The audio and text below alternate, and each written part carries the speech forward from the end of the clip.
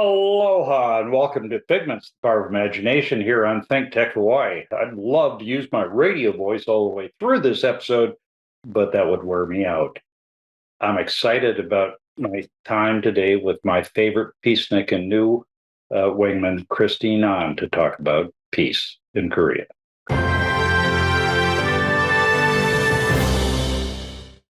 This is one of those strange parts of life where I should have met somebody long ago because we're so focused on a couple things. One, peace in Korea, and two, the involvement of women in security matters, what I call women, peace, and security. And that was my top priority. But we didn't meet until about 2 months ago. Christine An, welcome to Figments, the Power of Imagination, my personal webcast. Aloha. Thank you, Dan, for having me. Yeah, it's you're a powerful person, and I'm going to do a little bit of your bio, folks. Just go Google Christine An, AHN, not like I misspelled it earlier today, AHN, and Women Cross DMZ. And you'll see she's the executive director. She's done remarkable things, led 30 women across the DMZ. We're going to talk more about that. Upcoming soon on PBS, there'll be a film called Crossings. I've gotten the chance to preview it because I know Christine. And so, but you're a force of nature, Christine. That's what I think. What do you think? I think you're a force of nature, Dan. So we have that in common, that mutual admiration. And we have the same goal, but we come at it differently. So tell me a little about, even though I know the answer, the viewers don't, about your roots in being part of a big family, an immigrant family. So please share that with the audience if you don't mind. Absolutely. So I am the youngest of 10 children. I was born in Seoul, Korea. In South Korea. I am actually from a family of 9 girls and 1 boy.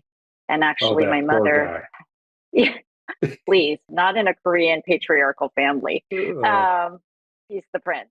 But my mother actually bore 13 children, and 3 died because after the Korean War, it was there was so much poverty. It was really a difficult time for South Koreans, Koreans throughout the whole peninsula. And so we immigrated to the US. My eldest sister actually married an American officer, military officer. I think he was an engineer. I don't know if he was serving, at USFK, but I know that he was somehow involved with the military as an engineer. And there's a funny story about my oldest sister who ended up becoming a very successful businesswoman in the US. But she, I guess when Pan Am first came to South Korea, they selected 2 stewardesses or flight attendants, and she was one of the 2 that they selected because she could speak English, she was pretty, she was tall enough, not like me, but she turned it down because she said that she wanted to do more, and that becoming a flight attendant was not going to be able to catapult her in doing the big vision that she had. And so she said, I'm marrying an American and I'm going to the United States. So that's basically our family story to immigrating here. But you were the youngest, and I am the youngest. Yes. And you don't have the middle child excuse that I have, being the middle of 7. So that is my get out of jail free card for all of my personal flaws.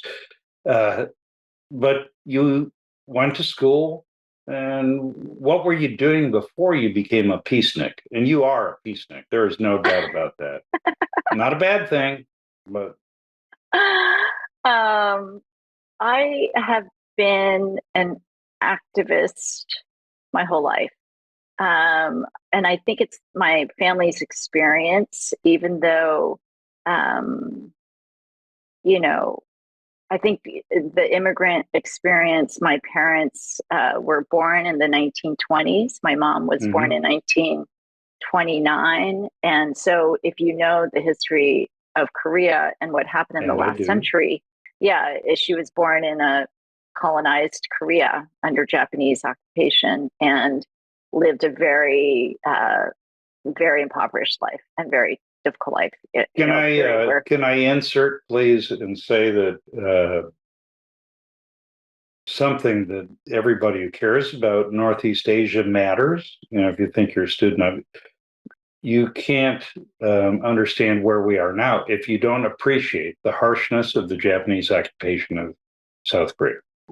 Okay? Or the Korean Peninsula, yes. Yeah, you're right. The Korean Peninsula. You can't appreciate where we are now unless you look back honestly at that, and that's not an indictment of the Japanese, but it's a harsh history, really harsh history. Yeah, thanks so much, Dan. Yeah, so that's the Korea that my parents grew up. They couldn't speak Korean, they had to take Japanese names. And then there was the war, and then the life actually under dictatorship in South Korea. And so when they came here, they didn't speak English, they didn't really have formal education. And so, it was a challenging childhood, I have to say, but they did the best that they could with the limited means. And I think that developed for me a deep sense of empathy for people and the kind of gross inequality that we see in this country. Yeah. So this country it began in this world. All right. Thank you. But yeah, so that began my journey in sort of working for social justice. And then it really wasn't until I was a graduate student at Georgetown. I believe you might have connected with Peter Hayes. He's the energy expert from Australia who won the MacArthur Genius Award for his work building the windmills in North Korea. And I connected with him and moved from Washington, D.C. to Berkeley, where I worked with the Nautilus Institute. Where my daughter went to university, by the way. So she has some Peacenik roots in her too. I don't know. She was an Air Force officer who served in Iraq and Afghanistan and Qatar and Gitmo, so she's a good human being, but a different background. Yes, vastly.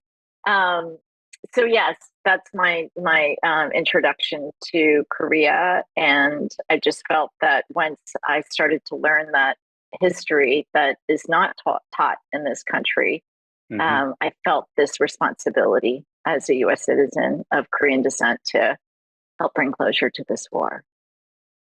This war that has not yet ended. So where we connect, because I come at it differently from 2 tours in Korea and 33 years in the military and facing a North Korean threat that was absolutely legitimate and a North Korean government that's done some really bad stuff. But knowing, I've gotten to this point where I think we absolutely have to make peace and recognize that it's more about peace between peoples than governments. And that we have to put people first and get this done. But you've got street cred. How did you come to that position as somebody that was the deputy commander of Pacific Command that served as the colonel of U.S. Forces Korea for 5 years? When you first sent the email to me, I could not believe it. And then I did my own little Googling. And then I actually wrote to Ann Wright to say, should I meet this guy for real? Is this legit? And she called me right back and she said, Christine, this is no joke. He is for real. And then we quickly both proceeded to read your excellent paper that received the award from the Oslo peace process. And let me tout that. That would be an urgently practical approach to the Korean Peninsula. An Oslo Forum Peace Writer Prize winning paper. Yeah, I couldn't believe it. So how did you arrive at this position? It didn't start as a colonel or a general. It started as a lieutenant and going to Korea in 1978. And that was a very different hard scrabble. Lots of dirt roads, very few privately owned cars, place, a harsh existence. It was a harsh existence for South Koreans. It was not an easy existence existence for the American military. And I was there when Park Chung-hee was murdered, and went through all that turmoil. There are many threads that connect me to Korea that I can't explain, that just kind of happened, but I built a sense of the place and an affection for the people and the culture that I wouldn't have expected. And then another thing happened. I read a book. Weird, right? For a fighter pilot, I actually read a book. And I read the book, Nothing to Envy, Ordinary Life in North Korea by Barbara Demick. And having seen the miracle that evolved in South Korea, that was not easily accomplished in any manner, I just got this seed of what it's like to be a North Korean average citizen in my brain, and a sense of tragedy that haunts me. I mean, it just haunts me. So I'd like to fix it. I can't fix it myself. And as I said during our initial discussion, I've been baying at the moon by myself for years. And then I met you. And because you have the credibility of decades, almost, I think, of activism on this matter, when you and I connected, you got me in contact with the New York Times, and I was able to publish I have to throw in front page thought piece in the New York Times.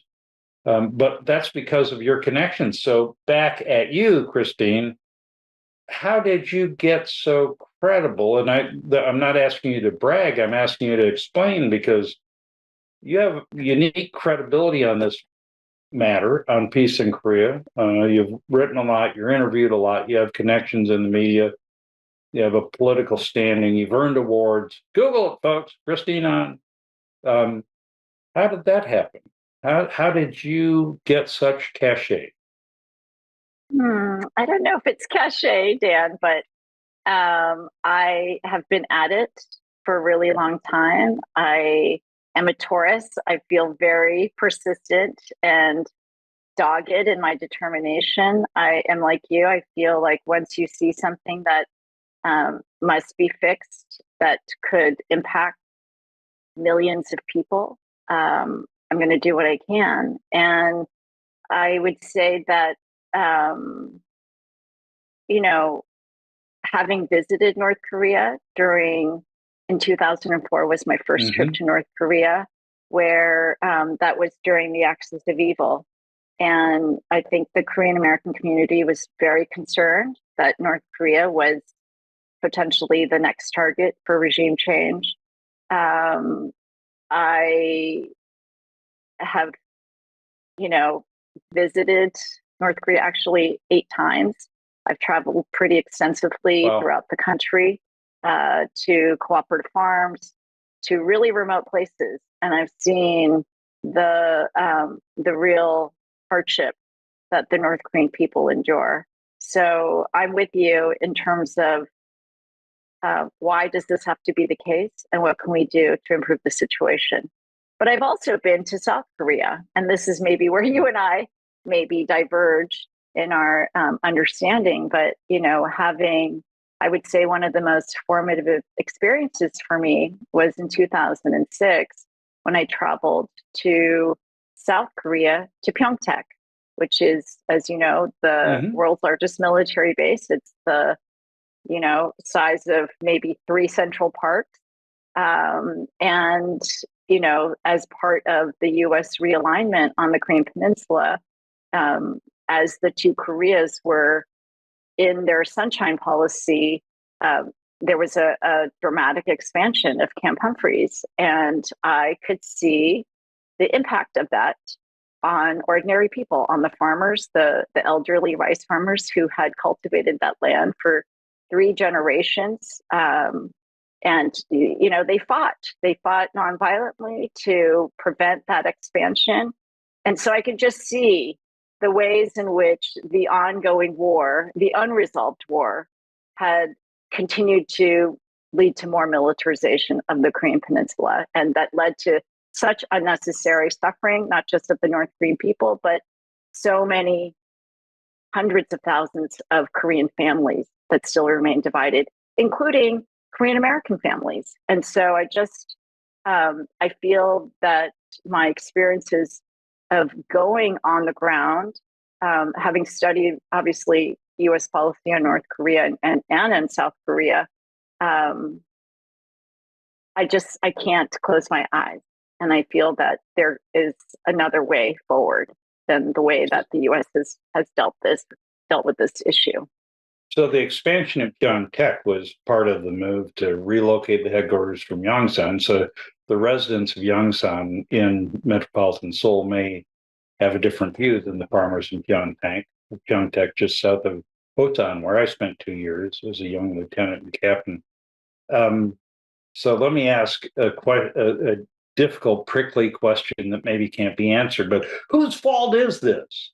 Whose fault is this? Is this North Korea's, South Korea's, the US's, that we're still in this place?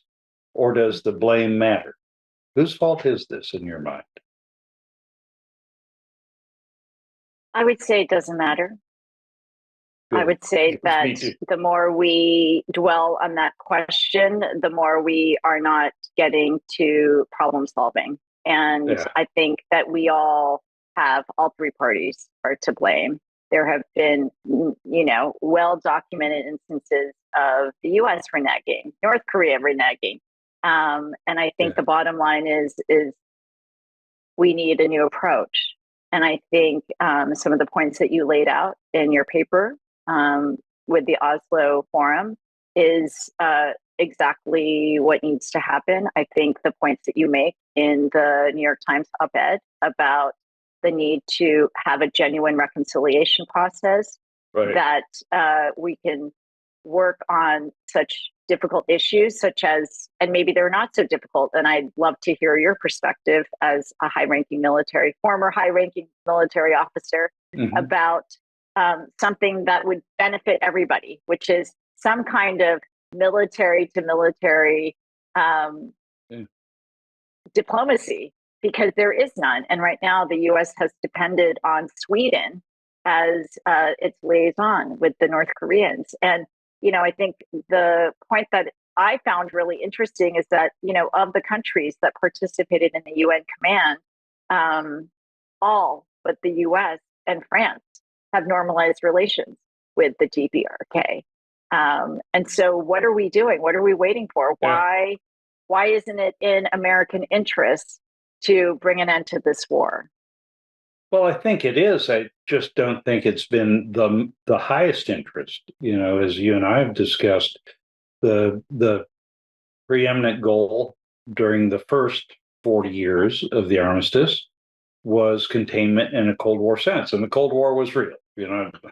It really did exist. And it really was a standoff between the Soviet Union and everybody who might be affiliated with it, and the West, US, NATO. And so trying to keep a lid on the war that hadn't ended, that was the goal. After the demise of the Soviet Union, it got more complicated, and it shifted to denuclearization, or rather, I should say, to stopping nuclear advancement. All of the other issues were viewed as ancillary. The human rights in the South, human rights in the North, the eventual starvation in North Korea, all the provocations that, there's a long list of 350 plus incidents from 1960 on. So with all of that on the table, peace, the making of peace, never became the priority. It should be. And I do think that military to military communication is part of it. I think, as I said in my article, and I've said on Figments before, we got to ending the war is really important. But the military to military communication is essential in a real sense, not in a transformational sense, not in a transactional sense. And one of my best friends in the world is a formerly North Vietnamese, now Vietnamese fighter pilot, retired 3 stars, shot down 6 of our airplanes during the war, including a guy I flew F4s with, whose son later worked for me.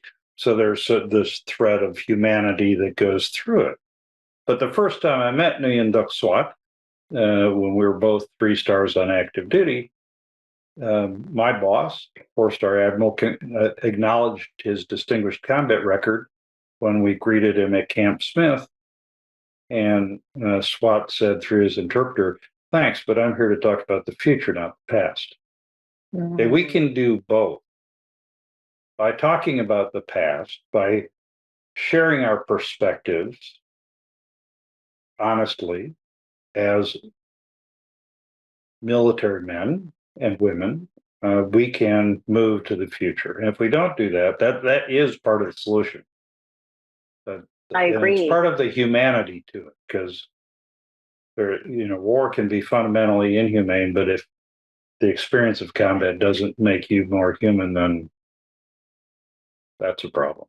So, let me ask you, there's so much I want to talk about, and over the next 5 or 10 years when we're solving this problem together, there's so much I want to ask you about. But do you think that rapid reunification is part of the solution? I haven't asked you that before. So how do you feel about reunifying North Korea and South Korea in a rapid manner? Is that possible? Is it advisable? What's the dealio? My take is that the two Koreas are so different, and that 70 years of being not just living separately, but they haven't even peacefully coexisted. And so to assume a rapid reintegration and reunification is not realistic. And I think ultimately, in 2000, when Kim Dae-jung, the former president of South Korea, and Kim Jong-il, Kim Jong-un's father, signed the June 15th declaration, they said, we will begin the process of reunification. And there are 3 core components of that. One is the economic integration, which they set up Kaesong using South Korean capital and North Korean labor, where they built that joint economic zone, which sadly today is no longer in existence. But the economic integration, the family reunions, and civil society engagement. And I think during that decade of Sunshine Policy, over 1 million South Koreans actually visited North Korea. I mean, yes, it was often in very contained environments, such as Mount Gumgang, like a tourist site. But that's still meeting and that's still interacting. And unfortunately, we have regressed so far backwards. And not just in terms of South and North Korea, but also on the US side. I mean, unfortunately, well, yes, the last 3 years of the pandemic, North Korea has definitely sealed off its borders. But even preceding that in 2017, when we did the DMZ crossing, I didn't need to get permission from the U.S. government to go to North Korea. We could go as we had to get the visa from the North Koreans. But now, because Trump put in a travel ban on Americans in the wake of Otto Warmbier's death, it's really difficult. And people like you and I, Dan, we need to be able to go to North Korea to meet the North Korean people, to meet with such committees like for me, the Overseas Korean committees, but also the National Peace Committee of Korea, the Democratic Women's Union of North Korea. There's so many points where we actually just need to meet them and to hear their perspective.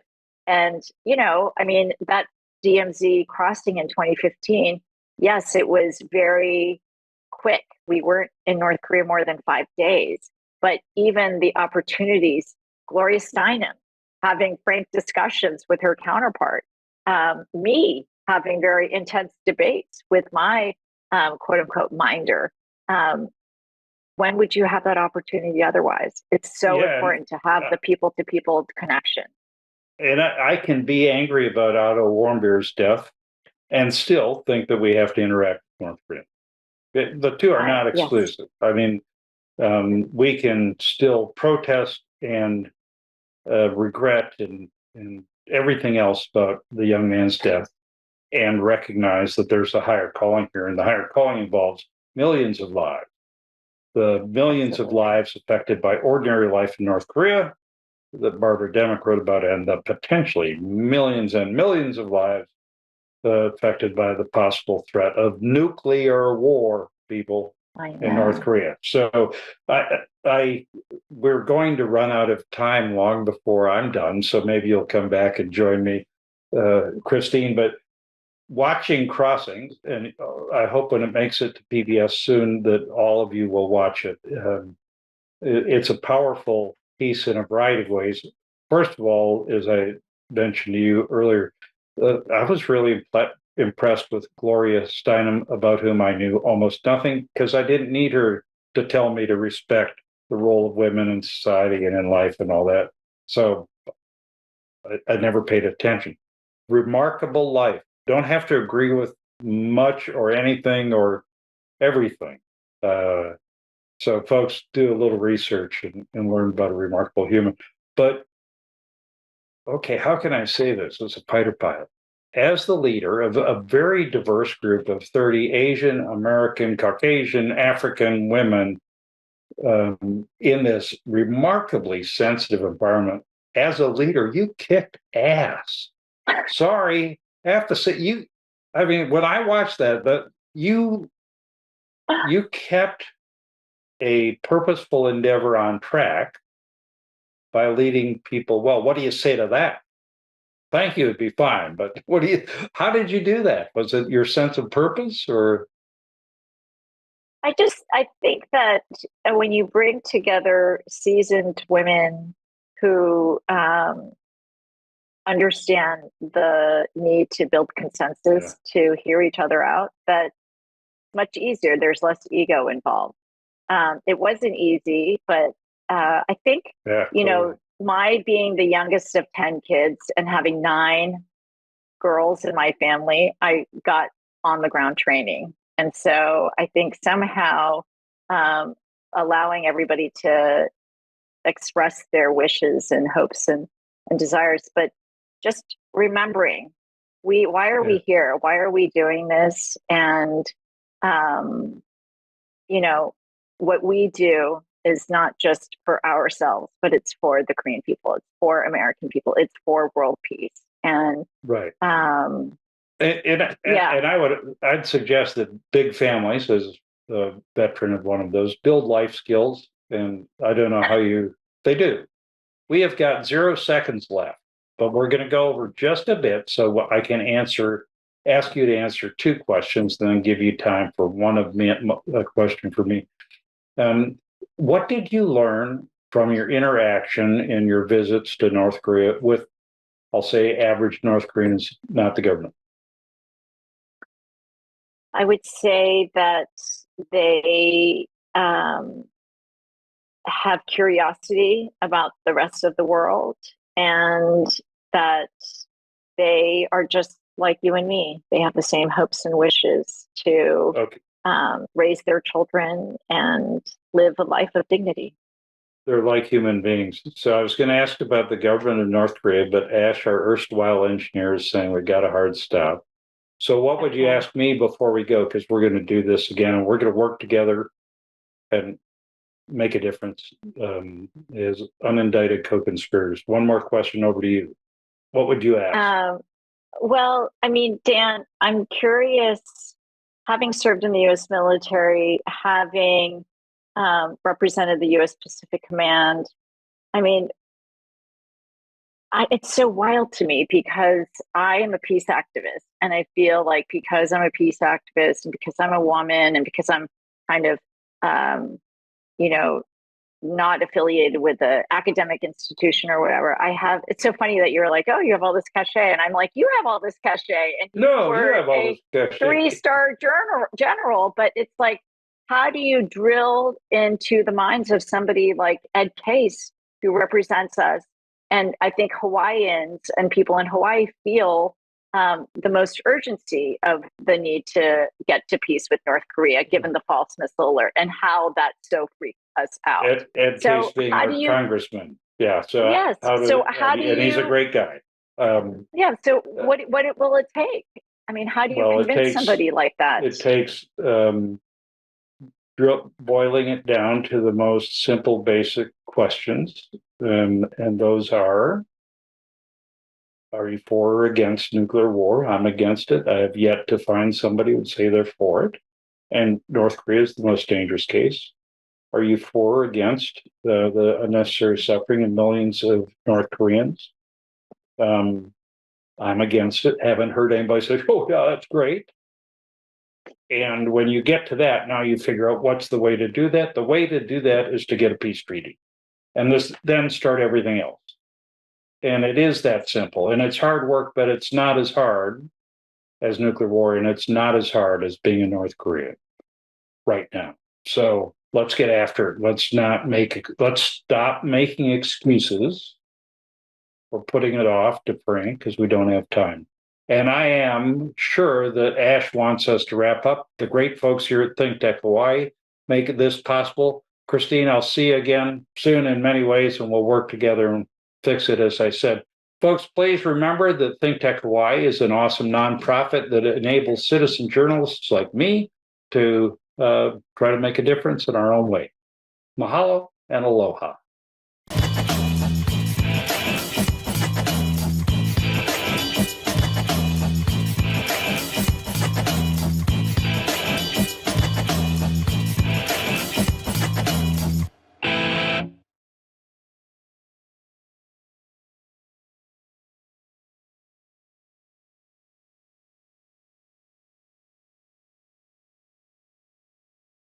Thank you so much for watching Think Tech Hawaii. If you like what we do, please like us and click the subscribe button on YouTube and the follow button on Vimeo. You can also follow us on Facebook, Instagram, and LinkedIn, and donate to us at thinktechhawaii.com. Mahalo.